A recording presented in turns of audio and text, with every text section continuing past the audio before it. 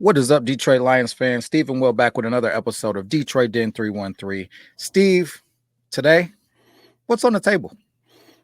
I don't like being a negative Nancy, but I don't hate the idea of talking about if there's any concerns with the Detroit Lions before we kick off the season in what do we got, about 4 days? 4 days left till kickoff. So time of recording of this is Tuesday. So by the time you guys are watching it, it's Wednesday. So it'll be about 4 days. Trying to get you guys through this weekend. Listen, this is not a show of negativity, but we're going to talk about maybe some concerns. Will, what concerns you the most with the Detroit Lions team? Let me think about it. D-line. That's D-line. it? End of list?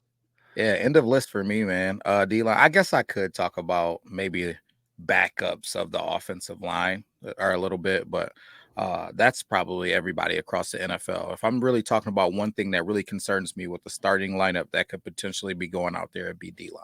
I don't know what's going to happen. Who's going to be healthy? Who's going to be out there? Who's going to be available? Who's going to hold up? I just feel like that is the spot where we have the most question marks. Would you agree? My only concern is, why are we still serving Coke products at the kiosks? How can we shorten up these wait times outside the gates to get fans in sooner, especially in the colder months? Can we get a reduction on some of these parking passes, because they're getting a little out of hand too? Those are my concerns when it comes to Detroit Lions. But when we're actually talking on the field stuff, I'm as cool as a cucumber, baby. I'm just ready to kick the ball off and get going. But I don't think I don't know. Let me ask you this. When you say concerned, are you concerned with personnel, players, availability? What is it that really is concerning you with the main thing is availability. With guys banged up on a D line, and then just I don't know what we're gonna get. So let's just talk about it. Levi Onwuzurike. Everybody's talking about how healthy he is. Is he gonna remain healthy when the season starts? Is this gonna be a real thing, or is this gonna be just talk? DJ Reader. When is he going to be on the field?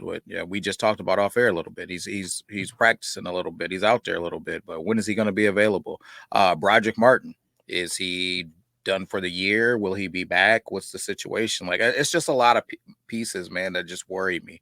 It's just an unknown. You know what I'm saying? How you feeling? I feel pretty good. I kind of get your point, but when it comes to Levi Onwuzurike, I know what the coaching staff's going to say during training camp and preseason. They're going to say all the right stuff. They're going to get us believing that everything's okay. Hey, man, this guy's looking like a Hall of Famer. That's the kind of stuff I expect to hear. That's the kind of things coaches should be doing. Take a hint, Sean McVay. You shouldn't be throwing your guys under the bus and saying that they look bad. But you can't hide them when it's game time. You can say all the good stuff, all the right things, and make this guy sound like he's fantastic. But fans are going to see when you go out onto the field if you're not performing. That's my concern when it comes to Levi Onwuzurike. Heard all the right stuff, loved his mentality, locked in, not doing interviews. But when you go out onto the field, if I see something different, now I have a problem. You know what I mean? Yeah, man. It's like, I don't know, man. I exactly what you said. If nobody's going to be like, oh, this guy's banged up, he's not really going to be ready. Like, you know what I'm saying? So, Josh Pascal, are you going to take that huge step forward? Where are we at? James Houston, are you going to do what everybody was excited about you coming back and doing?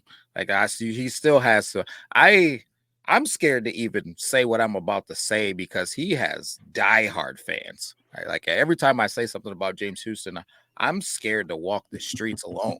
But is James Houston going to do anything comparative to that rookie season ever again? Like, so I just feel like there's so many question marks across this D line. I'm praying and hoping and cheering for him. We always talk about, if you're a Detroit Lion, we're cheering for you. We want you to have success, but they're the only question mark. I feel like I know what we're going to get out of that secondary. I know what we're going to get out of that linebacker room, offensive line, the first team, and the first couple guys in. I feel like I know what we'll get. Running backs and tight end and receivers. We know what we got. That D line is the question mark, and it poses me this question. Should we be investigating free agents or thinking about potential trades? Not at this point in the season, but I mean, if we start getting into trade deadline and the Lions are second place in the division or first place in the division and our pass rush is the same as it was last year, we might have to look into it. But when it comes to, like, I guess I'm just going to go down the list. Like, we talked a little bit about Levi. You mentioned DJ Reader. I think we kind of had a good hindsight that he was going to be on the shelf for a couple weeks, but I saw him practicing today and yesterday. So he's putting pads on and playing. If he suits up on Sunday, I think he's going to be limited. I don't think he's going to be a full go. I don't think he's going to be a starter, but I think we might not even see DJ Reader Sunday, and I wouldn't be surprised. Yeah, I wouldn't be surprised either. I'm actually planning on it. Why risk it week one? If we feel like that, we have the team with depth, like we say we do. I know Broderick Martin's out, but I don't know that we were planning on Broderick Martin being the guy this year. Did see some huge step forwards throughout the preseason and training camp, but I think it's going to be more of a little bit longer road. Now, I've said this and I stand on this. I think 2025, as long as he comes back 100%, but 2025 is going to be a year where Broderick Martin starts to act at a complete fool. He's just disruptive. We shouldn't even have to talk Broderick Martin's name until week 6 at the earliest. Pup list, and then a week 5 bye, whatever's going on. They'll probably address it during the bye week. But something on the D line that excites me. I don't want this to be a doom and gloom end of the world episode. A lot of people are twisting our words, and we'll talk off air about some stuff that happened in the comments from yesterday's video that blew my mind. I don't know what's going on there. But Marcus Davenport, did you see what Taylor Decker said about him? I did not. One of the most powerful bull rushes I've ever experienced. I did not see that Decker said that, but I have heard that throughout camp as well. So how do you feel about Marcus? Just got to stay healthy. Man, he's going to be a problem. That's got to stay healthy. That's it, man. I told you he's got an interesting personality, which I happen to like. I think that he gives horrible interviews, which I actually enjoy because it's just a little bit awkward, man. He's just a little bit awkward, and I enjoy that. I enjoy awkward. But when it comes to football, man, can he stay healthy? There's no question whether he has ability. It's just like we say all the time, best ability is availability. Will he be available? True. And I think Marcus Davenport is probably the player on the D-line we haven't talked about at all preseason, off-season. He's just kind of flying under the radar and kind of a forgotten name. Everyone was kind of upset that we didn't get that elite pass rusher in the draft or free agency or sign a Daniil Hunter. And we kind of got this bargain deal with Marcus Davenport. 1 year, prove it. I think he's going to prove a lot of things. Yeah, I hope he does, man, because it's boom or bust. It's one of those things. And not throwing any shade, but the whole Emmanuel Mosley deal. It's like you risk these things by bringing these guys in instead of going after some other names. And sometimes it works out, sometimes it doesn't, man. I trust Brad, I trust Dan and what they're doing. Obviously they're having success, but you're never going to be 100% right. I don't care who you are. So it's a risk, but I think the reward, you get a first round caliber guy in the building and with our culture. And it seems like once guys get here, they want to stay, man. So I'm just praying that it works out and he can just be the player that he is, the caliber player that he is.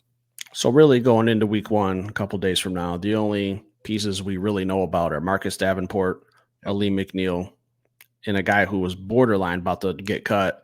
I don't even know how this guy has a roster spot, Aiden Hutchinson. Like, I thought for sure he was going to be a bubble player, like probably get waived, probably just not picked up and just signed to the practice squad. But luckily he slipped through. You know what?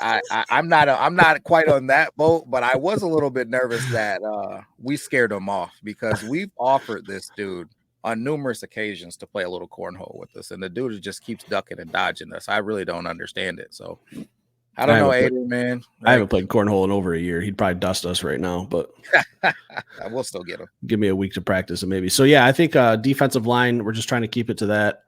I'm not concerned. I think we have enough pieces where even if someone struggles, we have 2 other guys who are going to thrive. That's how I think this team's built. Like if Marcus Davenport struggles, okay, James Houston step up, Aiden Hutchinson step up. We got enough guys to just kind of throw some wrinkles at the other team and be okay. We don't need to just have that one guy. We got a full team. Defensive line, once everyone's healthy and firing, Broderick Martin, maybe like week 7 or 8, if we're throwing him into the mix, Mekhi Wingo, we're going to be a tough team up front. We're already a number 2 team in the defense when it comes to rushing. Anything we get from a pass rush compared to last year in passing defense is just kind of a bonus. Yeah, upgraded the pass rush. Some would say, yet remains to be seen, but we definitely upgraded that secondary. So if we upgraded both of them, man, we should be a force to be reckoned with. Where do you think the defense is going to rank by like week? Someone had pointed out, let me phrase it this way. Someone had pointed out that the 2022 Chiefs completely revamped their secondary and kind of did what the Lions are doing a couple years ago. And it took them a few weeks to get going and look like a really, really good defense.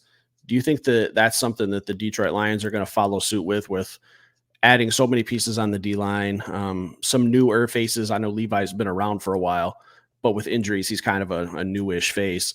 Yeah. And then all our revamped secondary. You think we're kind of similar to that 2022 Chiefs team?